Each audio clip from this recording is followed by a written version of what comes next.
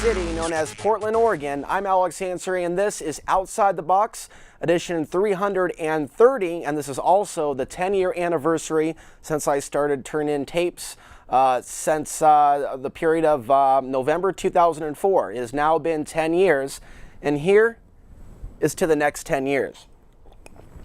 Got a lot of information that we're going to be talking about tonight. We're going to be doing something new tonight. I'm going to be sharing with you the news headlines from my computer to speed up the process. And one thing that I want to discuss before we start the show and get into news relating to Portland, other news, as well as updates regarding China, Russia, and the United States. I had a disturbance recently here at PCM TV. A particular gentleman by the name of Alex O from the YouTube channel, youtube.com/8digitpdx. Recently, he helped me build a tiny home on wheels, and working with this individual, being around this individual for a period of months, it was a difficult experience. There's a lot of reasons why I distanced myself from this type A personality that had a lot of control issues. He had certain issues with abuse, the way he talked to me, the way he treated me, the way he chose to instigate arguments, and in some cases tried to behave in a physically intimidating manner, and that stuff doesn't fly with me. So we're actually going to go ahead and start, James, with the first video, just to give you an idea of who he is, briefly, and this is from an interview that we did together in studio concerning the tiny home on wheels. In 2005, off and on, saw when you came back on YouTube, and you were discussing a little bit about the transition from off-grid living, let's say at the yurt, to, oh my God, I'm in a city and I'm homeless or living out of a vehicle. And I've been going through a lot of this type of stuff on my YouTube channel, not so much personally in life, but in researching this as a transitional lifestyle, because there are going to be people who need to go back and forth. People may not make money out in the middle of nowhere. And some of the traditional methods are not always going to work for everybody involved. And I saw that as a golden opportunity to engage in another one of my construction experiments, which was a shelter, a life pod. There's also another guy on YouTube who's just started another concept build, and he's done others. His name's Kevin Coy. He's been on YouTube a few times. There's been a group of us that look at these and explore these as options. One of the things I've looked at in studying, let's say, the community. Here's where the problem began to arise. About a week ago, this particular individual was robbed of $1,500 worth of power tools out of his truck. He doesn't know where the tools were stolen from, but in a couple emails that he sent me, he made a couple statements like the thief knew exactly where to look. And in reality, this individual has chosen to punish me because I have chosen to distance myself from his abusive nature and personality. He's taken that as some sort of admission of guilt that somehow I chose to get revenge on him. So he came to PCM TV yesterday morning making allegations. That's right, he came into the studio actually the day before yesterday making allegations that I stole his tools and that he filed a police report. Well, I contacted the Portland police and they do not have me listed as a suspect. So this particular individual who may be dangerous, who may be planning to steal the trailer because he's under some sort of psychosis, that I'm the type of individual that would steal $1,500 worth of tools. Going to my computer, I called the Portland police to file a counter report in case something happens later on down the line. And so I have filed a report with the Portland police. And so they are aware of the situation. We have a case number. And there are pictures here at PCM TV if he in fact comes back in an attempt to defame me. And I just find it to be a little bit ironic that this is happening on the 10-year anniversary since I started the video series. His YouTube channel is youtube.com/8digitpdx. And in a recent video, he made claims that karma is going to be delivered to the person that stole his tools unless he gets his tools back. And he makes references to people that he put through boot camp that may have chosen to get revenge on him. So I am documenting all of this for my safety because this already is appearing to be potentially a criminal matter. So that is an update on that. The other thing that I would like to mention, and I'm going to go ahead and bring this up on the page, going back to my computer, there is a new social media website, and it is called Sue. and this is something that aims to be a competitor to Facebook. There's a lot of problems with Facebook as well as YouTube, and it's the algorithm. It's what you see and it's what you don't see. Sue promises to be an alternative to that, and it's a lot more user-friendly when it comes to adding friends and finding people of like minds. And already in the last couple of days, there's a number of new individuals that are viewing my content and viewing my posts. So if you're looking for an alternative to Facebook, you might want to check out sue.co. And my particular page is sue.co-alex_Ansary, highlighted right there on the screen. So we will now start with local news before we get into our main subject matter of the evening. Now I'm going to have to go ahead and do a little bit of adjusting here. We are going to start with this headline. Police shoot wrong man when responding to gunmen on the run in Vancouver. Police officers who responded to a tip about a wanted gunman on the run did not open fire on the wanted gunman, but the person who dialed 911 to report him in the area. The shooting occurred on Halloween morning as police conducted a manhunt across southwest Washington for John Kendall, 59 years old. Kendall shot his neighbor, with whom he had a court appointment regarding a civil dispute that morning. During the manhunt, a citizen called police at 9:30 a.m. reporting a suspicious car parked on the edge of a wooded area off of Blandford Drive next to a gravel turnout. The car turned out to belong to Kendall. The citizen had also parked his car in the gravel turnout near Kendall's car and remained at the scene after hanging up with emergency dispatchers. Police officers rushed to the area, and when they arrived, they encountered not Kendall, but the citizen who dialed 911. All the more reason to be very careful when you call the police for help. In the next headline, Portland principal put on paid leave after domestic violence arrest. You see, domestic violence doesn't just happen to women, it also happens to men, but it's usually underreported because of the shame associated with it, including sexism directed towards men who are victims of domestic violence. You know, when they say, just be a man and take it, that's sexism. Don't show emotion. Don't show that you have feelings. That is all sexism.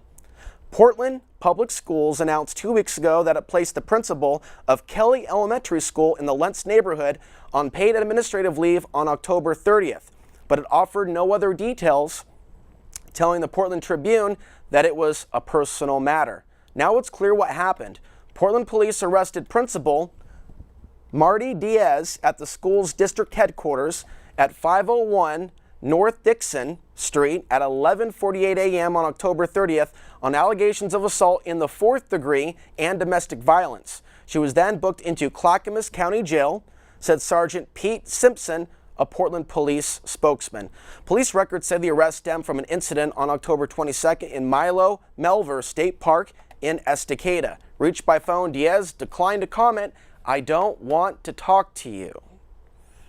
Now an update on the street tax. Portland Street Fund says Business Alliance very concerned with new $46 million proposal, lack of public vote. During Monday morning's press conference at Portland City Hall, Mayor Charles Hales and Commissioner Steve Novick said they had tried to strike an appropriate balance in charging residents and businesses under a $46 million tax plan. While the duo stated that nobody would be universally pleased with the plan, they believe the revised proposal is a significant improvement over the one pulled in early June on the eve of a scheduled vote. These individuals do not care what happens to them or how the public feels. They are in for either 1 or 2 terms. This is a business, and they are there not to represent the people of Portland, but the powerful business interests, the powerful real estate interests that truly have influence over the city. Far more influence than the voters. And that includes the bondholders. They are the ones that pull the strings at City Hall. Now let's get into some other headlines, but before we do that, I believe we have a video entitled "Professional Cuddler Opens Up Shop in Portland," and this is relating to monetizing basic human affection. I made a statement on the show at least 4 years ago, that in the future New World Order, due to the massive imbalance between men and women and the stage-managed war of the genders, you're going to see more monetization of sexuality, sexualization of the youth. Now we're seeing cuddling monetized. Only those with the ability to pay shall have a cuddle. I find the story to be very, very interesting. Go ahead and roll it. Call it winter weather. I call it cuddle weather. Joining us this morning, the world-famous author and cuddler, Samantha Hess. Author and a professional cuddler, as we said, making a mark here in Portland and around the world, just out with a new book that we have right here, Touch, The Power of Human Connection. So, good morning. Good morning. Nice to have you back. Thank you. So, tell us about the book. The book is really fun, actually. It has 19 cuddle positions to show people what some of the options are. It goes into the science and psychology behind touch, what it does for us and why, as well as chapters on communication and how to get across your wants and needs. Yeah, so tell us, give us a couple quick tips on cuddling this holiday season. So one thing that people always think that they're nervous to tell their partner when they're maybe not super comfortable, and so they don't usually cuddle quite as well. Oh, really? Yeah, absolutely. So I like to recommend that people actually speak up when they're uncomfortable. Maybe try out the tandem bike. That's one of my favorite positions. It's very comfortable. Now, you've named the positions. Did you come up with these things? Yeah. How long did it take for you to come up with, so such as this, like here is one. Coming back to studio. The pyramid. Yeah. So, just describe this to me. Speak up if we're a little bit uncomfortable. I'm uncomfortable with this obsession on monetizing human compassion and monetizing sexuality. It is unnatural, it puts too much focus on the dollar, and we need to start thinking outside the box of money. How much money a man has, how much money a woman has. Let me ask you a question, because I think cuddling is great. I think it's very therapeutic and may be able to potentially prevent violent acts from people that have deep-seated emotional issues. However, do you think you're going to see this on a health care plan? If the government really cared about your health care, instead of pushing drugs and things of that nature, how about real therapy, where they have real counseling sessions where people can work out their problems by talking about them and getting real advice, therefore bypassing drugs that are there to give you an artificial, some way of artificially coping with feelings that are entirely natural. And so this is an issue that we're going to continue to look at, where all this is going, with man and woman divided and everything being about money. And this story hits the nail on the head. It's exactly what we're looking at, and we're going to see more of this, more monetization of sexuality, more monetization of friendships, more monetization of human compassion, and we need to remember that we need to be able to operate outside the box of the Federal Reserve dollar system if we in fact are actually human and not robots created by the Matrix. Also, Veterans Day took place the other day, and I was in the Hollywood district while there was a parade taking place, and we're going to play the next video with Otto. This is video of a van promoting and showing drones attacking innocent civilians in the Middle East, or those that they call terrorists or enemy combatants. Remember, whatever's been done to other people can surely be done to the people of the United States when we know that there are drones above our skies and that those drones can be hacked by our enemies. Go ahead and roll it.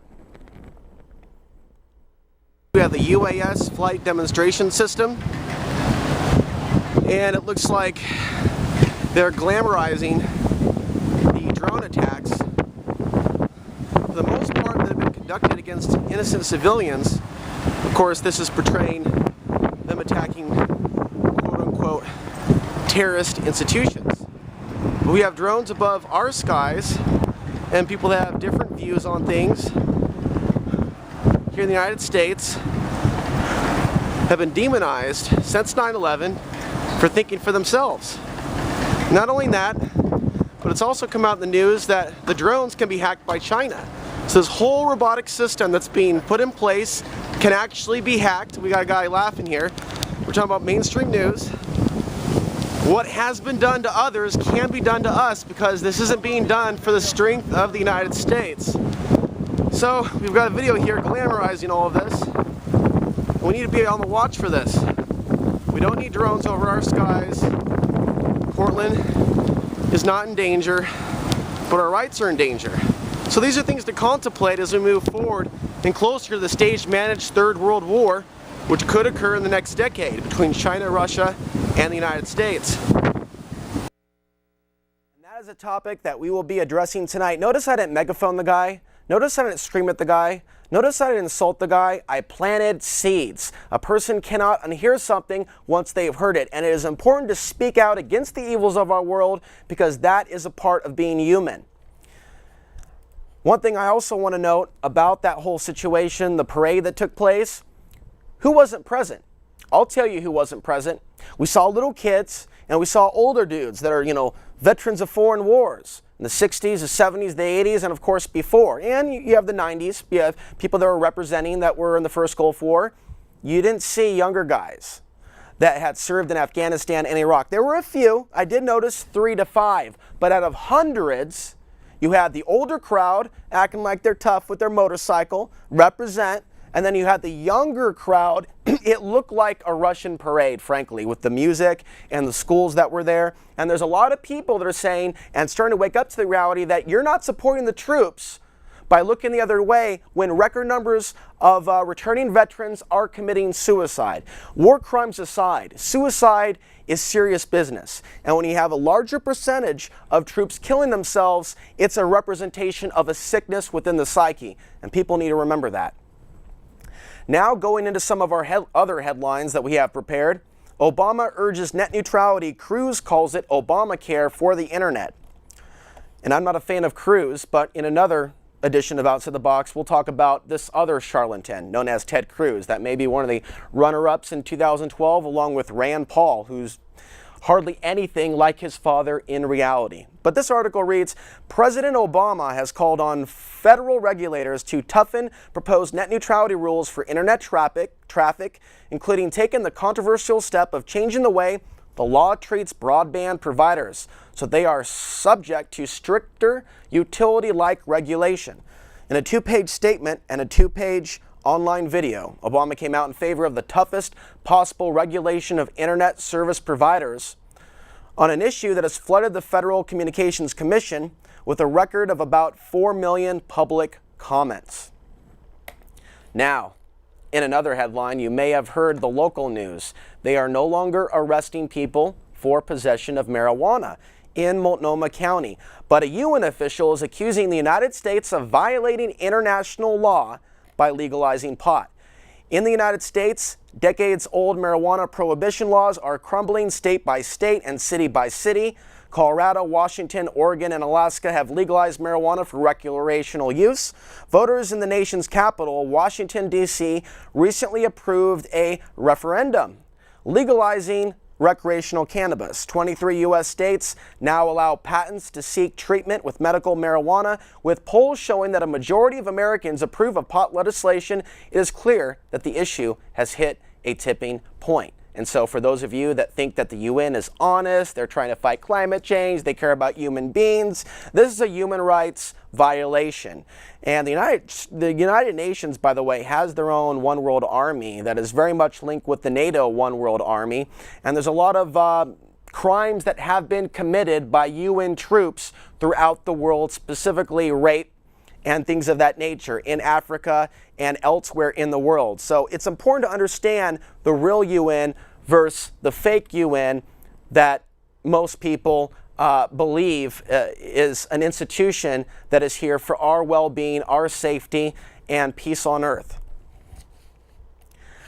Here's something for those of you that are Democrats that thought that our problems went away after George W. Bush left office in 2008. You can find many photographs of the Clinton and Bush family vacationing together. You can also see photographs of Putin with his shirt off in some cases, but pictures of Putin and George W. Bush vacationing together, although when Putin had his shirt off, he wasn't exactly standing side by side with Bush, nor have we seen him stand side by side with Obama, with Obama's shirt off. But Putin is definitely a populist misleader, misdirector at this time. We're going to talk a little bit about that tonight. So things are not as they seem in the geopolitical spectrum, but according to this article from NewYorkMag.com, George W. Bush calls Bill Clinton his brother from another mother. Bill Clinton has repeatedly joked that he's become so close to the Bushes that he is considered their black sheep son. And on Wednesday, he and adopted brother George W. Bush broadcast their affection on social media. Clinton tweeted a photo of himself reading W's book, 41, A Portrait of My Father, and teases the younger Bush with the hashtag, "How are you still not on Twitter," as he did on President's Day. This time, W had a response. And you can read more about that online. In terms of technological updates, we talk about transhumanism on the show. We have for years. The merger of man and machine. And I've mentioned autonomous cars coming to our city at some point in the future. After all, they had a conference on it in the summer of this year, which my friend attended. People from all over the world were in Portland talking about how they were going to pull this off, connect vehicles to the iCloud system. And I have a suspicion that there's probably going to be some sort of DNA analysis machine available in these future cars. They'll tell you how you're feeling. They'll tell you, oh, you need to drink more of this, you need to eat more of this. But we're talking about the ultimate surveillance tool, your DNA, not to mention the worldwide DNA database that all countries have access to. This is information that you should know. And we also know about IBM's history in Nazi Germany. And so you should find this article significant and relevant. IBM's Watson wants to examine your DNA with the help of pathway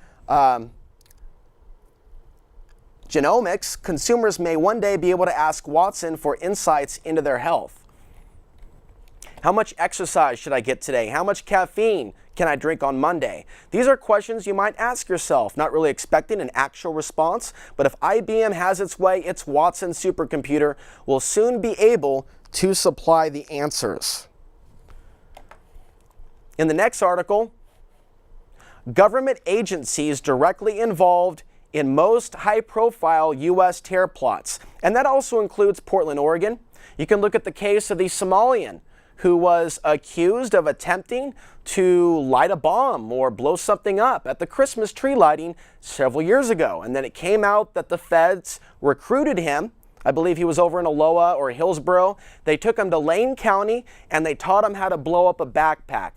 Total entrapment, a total setup, and then they terrified the people of Portland, and then Portland joined the JTTF. Randy Leonard was one of the only city council members that claimed to be against it. Oddly enough, bad luck for Leonard. His daughter killed herself around the same time, oddly enough, at a gun range in Washington State while she was in recovery for heroin addiction. So a very strange story indeed on the local front. Let's go ahead and play video of what we're looking at here. Let me make sure that we are in order here. No, wait. Now we're going to cover the McDonald's video. You are what you eat. Well, we'll play this without audio because there is just extreme profanity, but we're seeing a rise in violent activity at McDonald's. I'm actually seeing a rise in violent activity at the Wendy's at Lloyd Center. Actually, there are quite a few Caucasian men that were acting in a very violent manner. And I'm starting to find out there's a lot more person-on-person attacks in the Lloyd Center area. And so it's not necessarily a very safe place when the Blazers lose the game. We're seeing more Portlanders lose it when the Blazers lose. And I had a lot of people sticking their bug eyes out at me about a week ago when the Blazers lost. And there were about 30 guys that came in screaming. They were looking around the restaurant, thought like they wanted to act like these two black women. Now, it's unfortunate, all the racist comments that are posted on the RT webpage. This is not a racial issue. This is an issue that relates to what is in our food, what is in our consciousness. And with that, let's just play a few seconds of audio. And that is the end of the video. And we're going to play one more video after this before going into our main subject of this evening. Some of you are familiar with Russell Brand. He's a populist, so-called revolutionary who wrote a book on the topic. And he's become very popular, and he's frequently on the mainstream media on a global level. And a lot of people are asking the question, is this guy a Pied Piper? Wasn't this guy married to Katy Perry? And there's also a lot of awkward things that he said, but he's really popular on the internet. And a lot of people think that if you criticize the cult of personality, that you're against the message itself. This is a YouTube channel called Troll Station, and they had a little fun with Russell Brand. Go ahead and roll it.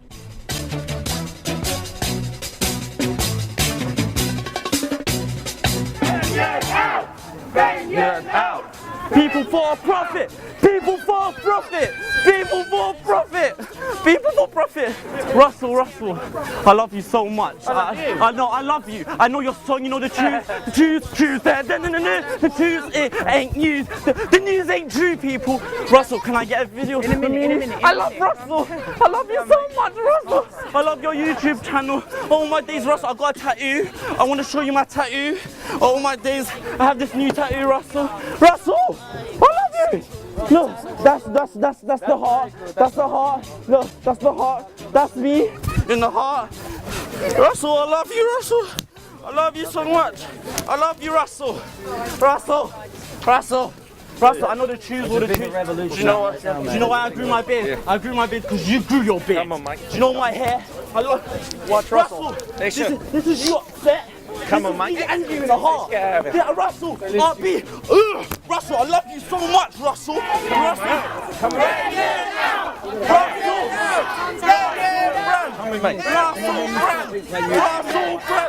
And coming back in the studio. Russell, you know, I could think of a few people in the alternative media that I think should probably have a similar response. Hey, I love alternative media information. I love learning things from other people. I love some of the things that I've learned from certain individuals, even though I'm not a big fan of their personality and specifically how they treat other people and how they engage in their business dealings. You know, there's certain people out there that would like to be their own JP Morgan, their own monopoly man, the whole spear being on top of the whole info war.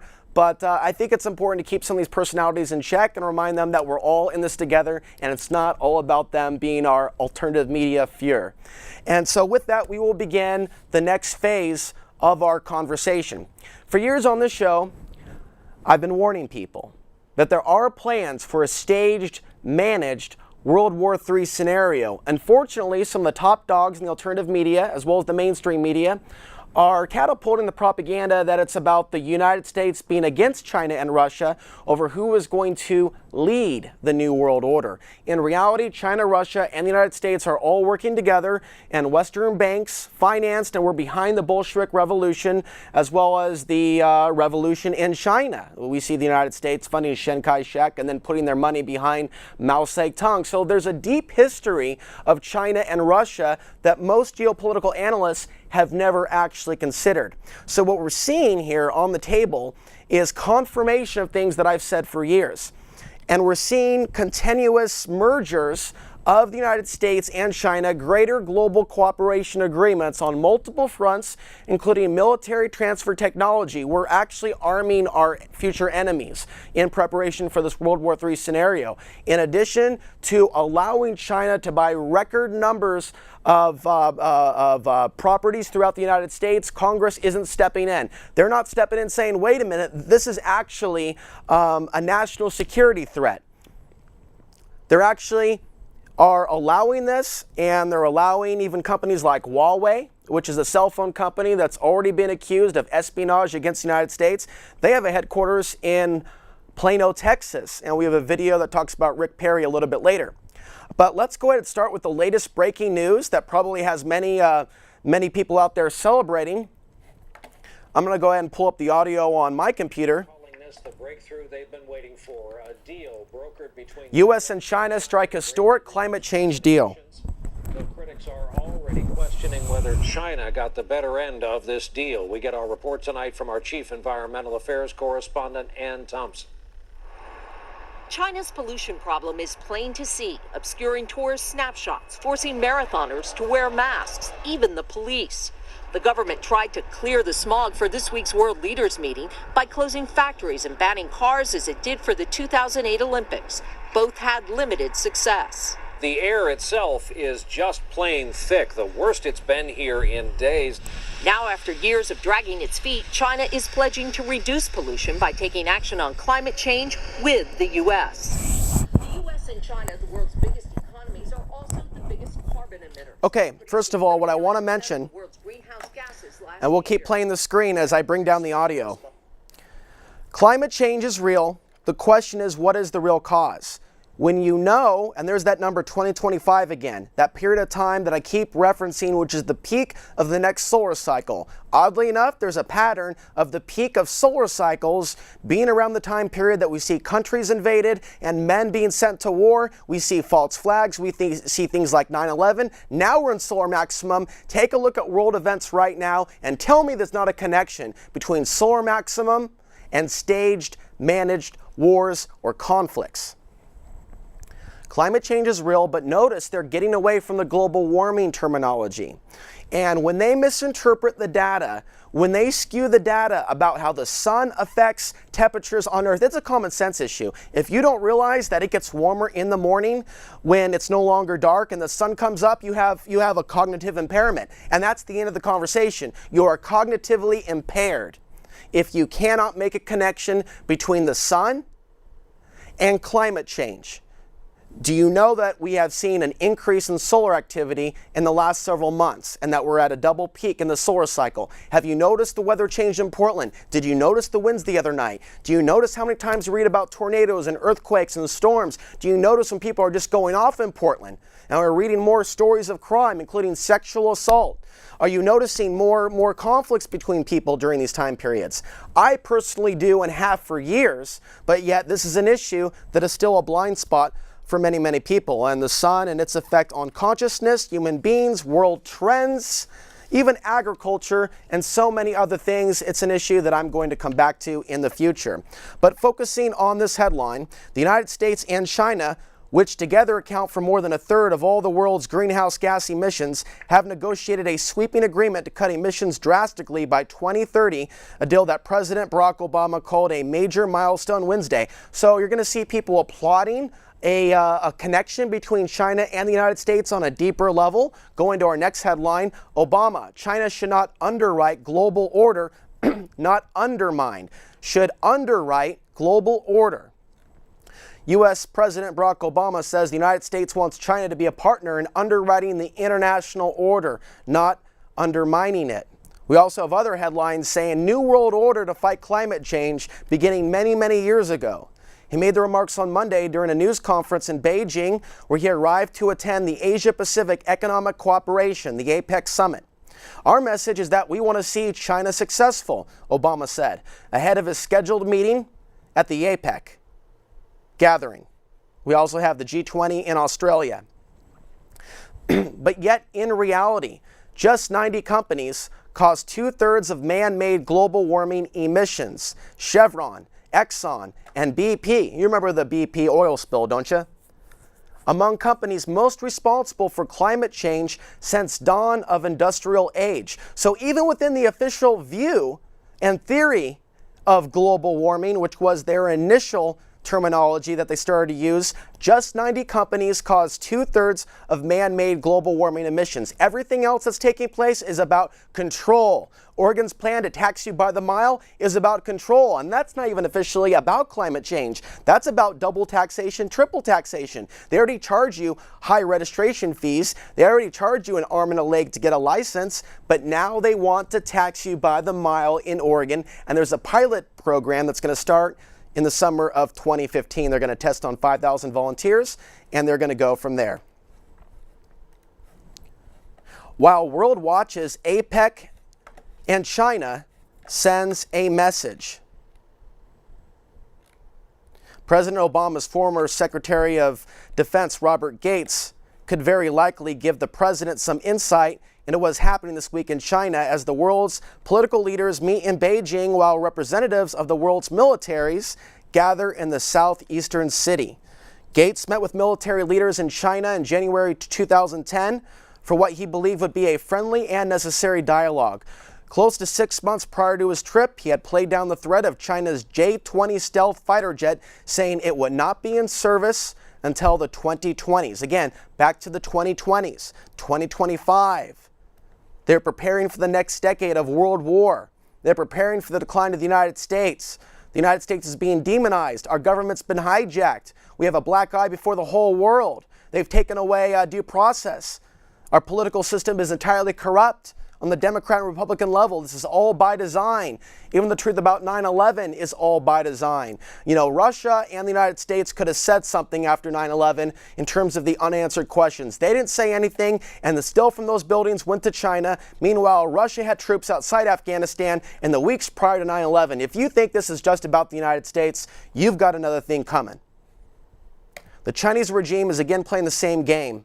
While the attention of the public and the global media is on the 2014 Asia-Pacific Economic Cooperation APEC Summit in Beijing, the Chinese regime is hosting an arms show that has the attention of global military and security leaders. Meanwhile, as the United States imposes sanctions on Russia, all it does is bring China and Russia closer together and stronger and stronger and stronger. This is not by accident. China to set billions, to pump billions into Russian real estate construction. Chinese capitals help boost Russian stock of affordable housing by 25 million square miles by 2018. Now, there's been a number of headlines. I mentioned this last week. U.S. and Canadian F-22 fighters scrambled to intercept 6 Russian military planes near Alaska. These headlines are becoming all too common. And while I don't think World War III is going to begin in the next few months or the next few years, I don't think they're going to be pulling this off until the next decade. Global tensions will increase from here on out. And what it will do to the average Chinese person, Russian person, citizen of the United States, people in Europe, is push people further and further into a nationalistic box where they think the other country is solely to blame for the world's problems. So you have a sophisticated global propaganda machine that is operating worldwide, targeting its custom demographics, the Chinese people, the Russian people, the people in the United States. They are turning us against each other in a day and age where we have realities of mutually assured destruction. And that may be very well the plan, to bring down the world's population through a stage-managed world war and then bring China, Russia, and the United States into the one world government structure that they've been planning for a long time, even prior to 9/11. Take a look at this from CNN. See the source? We're not making this up. This is actually happening. You really are here. No, seriously, pinch yourself. You're actually here right now. You're not dreaming. Russia flexes muscles with long-range bomber flights near U.S. shores. Russia plans to send long-range bombers to the Gulf of Mexico in what appears to be Moscow's latest provocative act manner in its increasingly frosty relations with the West. Now, I got to go ahead and clear these out. Vladimir Putin suggests Britain and France were responsible for the Nazi march into Europe.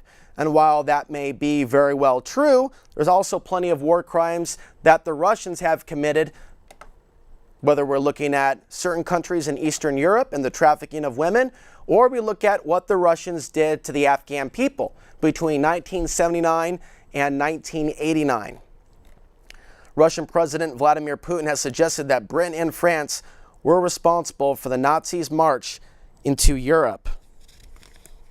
Russian warships, by the way, are also heading into Australia at this time, and we're going to go ahead and bring that up here.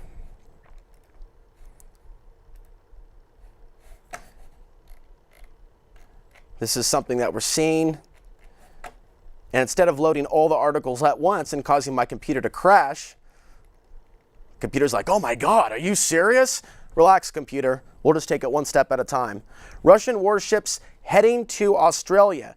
Prime Minister Tony Abbott has described the convoy of heavily armed Russian warships cruising international waters towards Australia's north as part of freedom navigation. The Prime Minister was adamant in his discussions with Russian President Vladimir Putin to date had focused on responsibility over the downing of Malaysian Airlines flight MH17.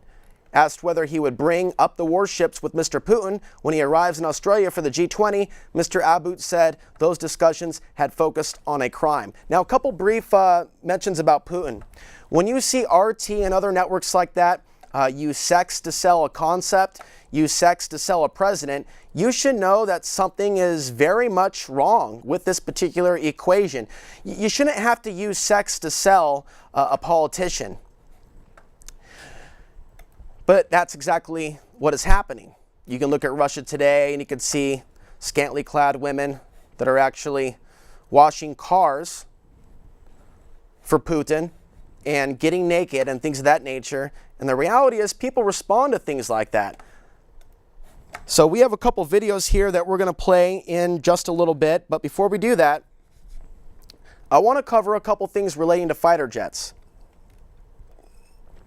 A lot of the technology that has been created in the United States has been outsourced to China beginning years ago. You can look at the Clinton administration, missile technology transfer. About the same time the Monica Lewinsky scandal took off, Chinagate, you can Google Chinagate, look it up on YouTube. It was a scandal that came out when Republican lawmakers, as well as perhaps some Democrats, were concerned that Clinton was giving away our military secrets. Since that time period, it has only escalated. Not only that, Donald Rumsfeld was the head of a corporation that sent a light water nuclear reactor to North Korea. Believe it or not, that is actually a fact. You can look it up for yourself. This is from Press TV. China has officially unveiled a sophisticated stealth fighter in a move believed to enhance its military status in the region. And here's one of the latest headlines. Why the United States sent a C-17 to a Chinese air show despite concerns against the Pentagon.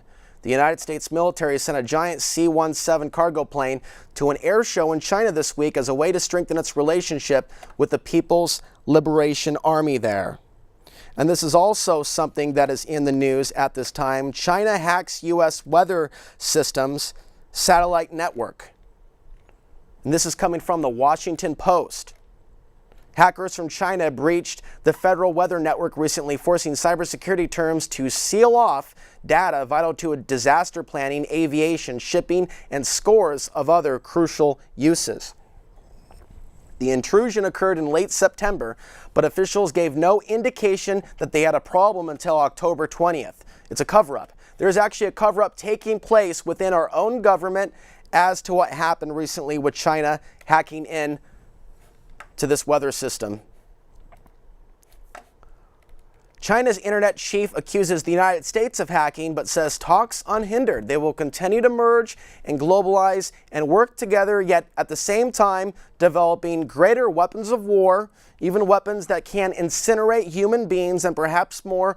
All of this is more and more is taking place. From Reuters, 80% of Chinese government websites have been attacked by hackers, with most of the assaults launched from the United States, according to a top Chinese internet regulator. One more before we go to the next video. China declares Occupy movement illegal. President Obama says Hong Kong people should decide. Now think about this. It's called Occupy in China. You don't think that's just a little bit influenced by the Pentagon, by the United States? And let's just go back to Occupy and think about, all the people chanting together. I say, we should all act like a collective and say the same things in a chant and dance. And then we saw Occupy fall on its face because of that collectivized thinking, and a lot of people abandoned Occupy that were genuine activists. That's why it didn't last. There are still people involved in Occupy and good people, and I give those people respect. Unfortunately, there are some people that have been involved with Occupy that are pushing their own agenda. So this is important to know, that China is just a little bit perturbed of the U.S. influence in the Occupy protests. Here's something that I want you to know. This is very important, and I covered this on my YouTube channel several years ago, starting in the year 2012. Chinese cadets visit League City, Texas for their annual internship. You see, the Chinese are already operating in the United States as police officers.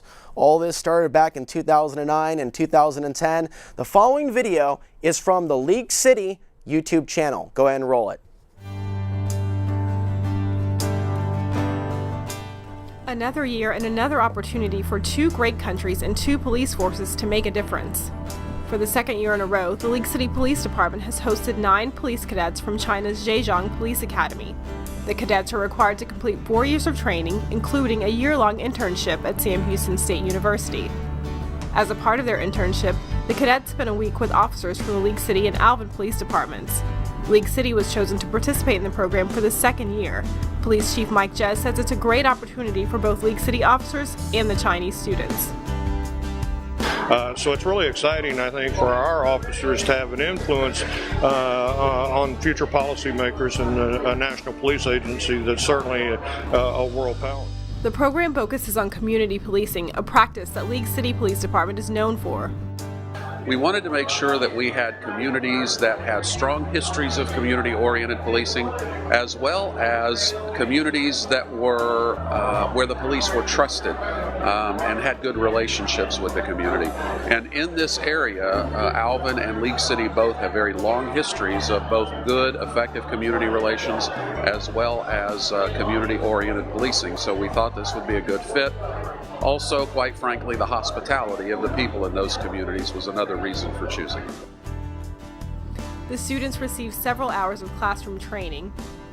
They took a tour of the Galveston County Courthouse and received a lesson in the American court system from Judge Lonnie Cox. They also toured the League City Fire Department and had some interaction with fellow emergency workers. As a part of the program, they also received arms training and did ride-alongs with League City police officers to experience community policing firsthand.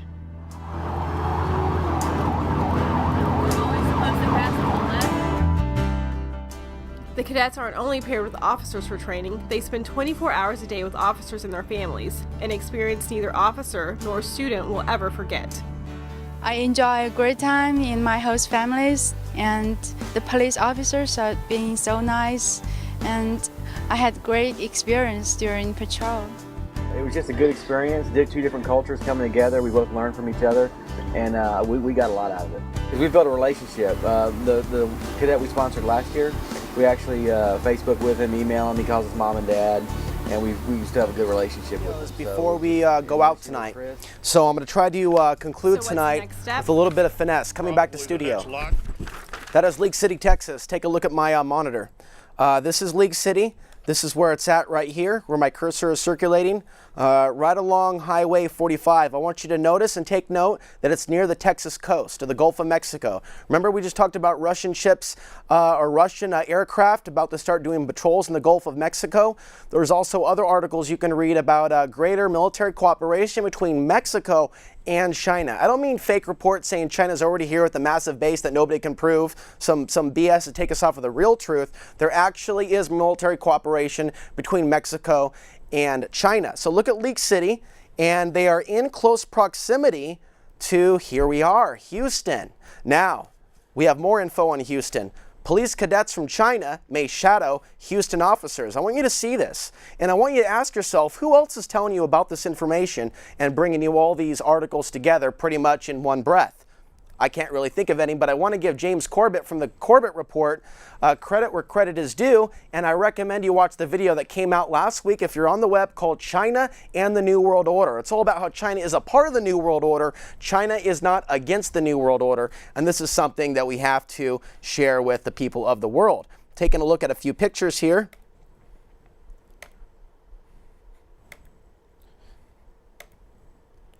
Okay. So going to the next video, this is entitled Governor Rick Perry, China Loves Him. We're only going to play about a minute or two of this, and then we'll come back. Texas Governor Rick Perry is the political centerfold for some of America's hardcore conservatives. Mixing politics with code terms to emphasize his Christian views, he preaches less government, less taxes, and advocates policies near and dear to the hearts of the ultra-conservative political right. But others might see Rick Perry as a lapdog, a stooge, a callboy for global big business and the atheist communist dictatorship known as the People's Republic of China. There's a reason the Chinese government-owned Tianjin Pipe Group built a $1 billion oil pipe factory in Corpus Christi, Texas. There's a reason the Sovereign Wealth Fund of China, the communist government's vehicle for foreign business deals, has invested more money in Texas than any other state in the U.S.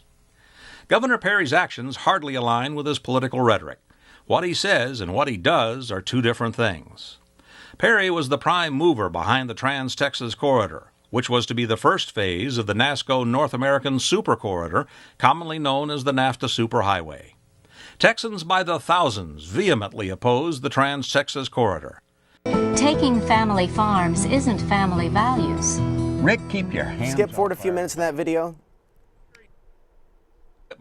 It would be the holy grail of espionage against the United States. Thank you. Two giant Chinese telecom companies, Huawei and ZTE, have been relentless in their efforts to sell their equipment to the U.S. phone and data grid.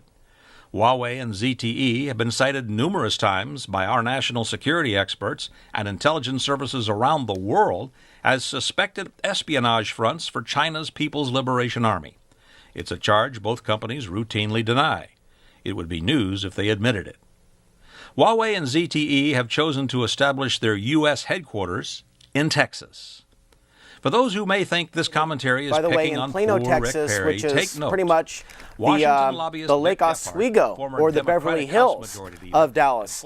And from that point on, we're actually now going to go to a screenshot. All that information you can look up for yourself. Republic of Singapore Air Force unit activates, going to my monitor, Mountain Home Air Force Base, Idaho. After 8 months of planning and preparation, the Republic of Singapore Air Force passed a significant milestone when a new fighter training squadron activated here during a ceremony May 18th. And I wrote an article about this back in 2008 and 9, how the Air Force of Singapore that enjoys close ties to China is training at Mountain Home Air Force Base in Idaho. Now going to the next report, Alex Ansary calls out Chris Matthews for demonizing Stuart Rhodes at RNC Day 2. We don't have time to get into that. Go to the next video though. Photos released of Russian-U.S. drill in Colorado 2012. And go ahead and mute the audio on that and skip forward about a minute. And I'm talking with my friend Donald here. This is when I was in Texas at the UNN studios, just outside of downtown Dallas, Texas. And skipping forward a minute to get to the pictures, we are talking about a drill in where the Russians were invited by the United States. This isn't fake disinformation news. This is real and very under-discussed in the alternative media. Certainly, I don't know of anyone at Occupy talking about this. This is going to have certain consequences down the line.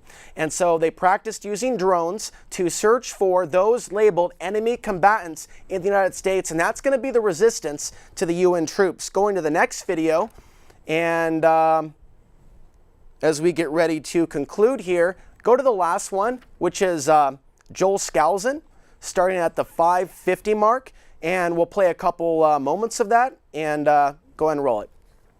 Boeing and Zvezda the weapons lab of Russia. If you look at the American soldier on the what was the purpose of that? Was to make sure that the technology of that fighter. We have two videos rolling, Russia, and that's where it gets to China. There's also other things we've got on that deal with controlling their populations, like sound weapons.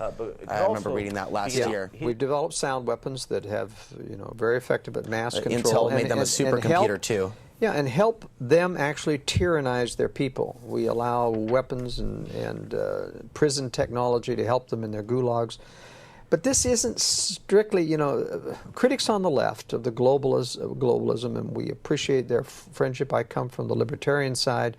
But critics on the left view this only as greedy capitalism. This is all for money, but it's much deeper than that. It is much deeper than that, and now we are going to close the program. Well, a lot of people say, hey, why even bring up these issues? If we can highlight and document that the coming staged world war is a manufactured event, we can prevent people from actually joining the future armies of death by educating them with facts and helping them to get outside of their nationalistic worldview box.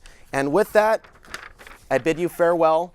And this is now the conclusion of Outside the Box number 330 for November 15th, 2014.